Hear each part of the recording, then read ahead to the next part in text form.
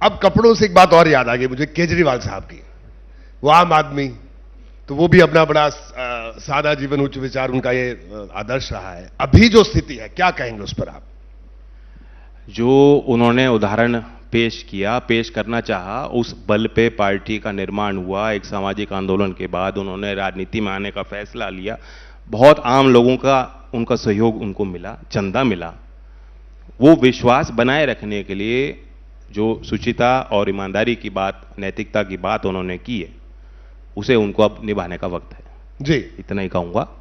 चौधरी चरण सिंह जी का हम बहुत किस्से लोगों को मालूम है। एक बार ये हुआ कि उनका टर्म खत्म हो गया था और सरकारी गाड़ी से वहीं उसी समय जो उनको जानकारी मिली वो उतर गए थे। लखनऊ की वारदात है। कई ऐसे किस्से हैं। सो अब टाइम इज कम। वो बक पास नहीं कर सकते।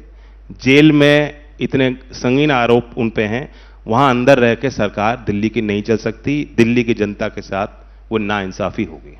वो कह रहे हैं ईडी सीबीआई का गलत इस्तेमाल होता है। आप भी 10 साल विपक्ष में रहे, कभी आप पर भी ईडी सीबीआई वालों ने निगाहें उठाई, देखा आपकी तरफ? नो, नॉट रियली, कभी नहीं। तो ये ईडी सीबीआई का गलत इस्तेमाल हो रहा है देश में या नहीं हो रहा है, बताइए। मुझे एक्सपीरियंस नहीं, तो मैं नहीं कह सकता। मैं नहीं कह सकता, लेकिन वो औरों पे आरोप लगा के उन पे जो आरोप है उससे नहीं बच सकते जी, कि हाँ मुझ पे आरोप है, उस पे भी है, अरे उस पे भी है, अरे उस पे भी है। आप तो ये कह रहे थे कि आप उन सब से अलग हो ना।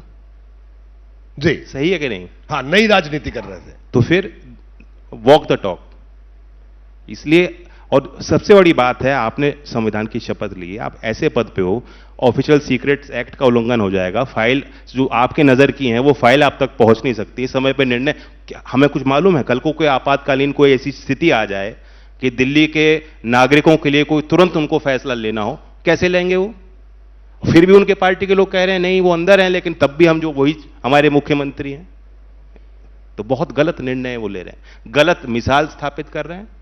वो अलग अपनी कानूनी, वो कह सकते हैं कि नहीं पीपल रिप्रेजेंटेशन एक्ट में कहीं नहीं लिखा जी, लेकिन कानून की उस धारा से मत जाइए, कानून के स्पिरिट से आप जाइए। कानून का स्पिरिट यह है, भले आप अभी कन्विक्टेड नहीं है, लेकिन आप जिस पोस्ट पे हैं और आपकी बहुमत की सरकार दिल्ली में जरूर है, उस सरकार को चलाने की अब नौबत आपकी नहीं।